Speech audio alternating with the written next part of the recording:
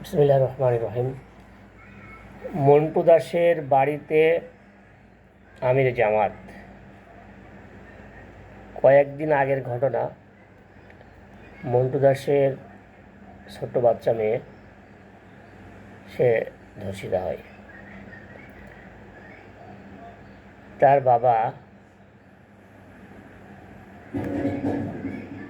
ধর্ষকদের নামে মামলা করে।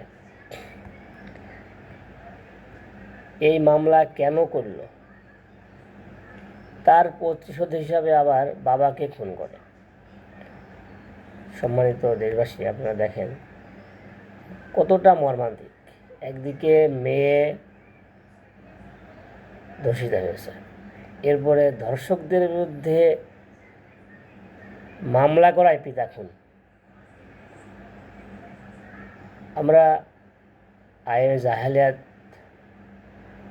নমরুদ ফেরাউনের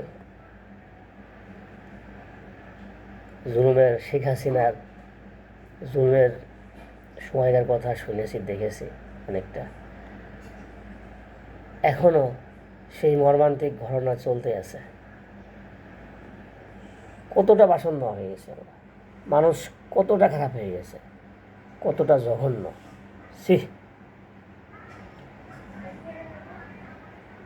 ধিক্কার জানায় ওই সমস্ত মানুষকে যারা তাদের মনুষ্যত্ববোধ ধ্বংস করে গেছে।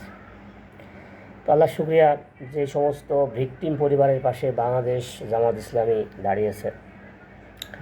সম্মানিত আমির জামাত, তিনি ছুটে গেছেন বরগুনায়,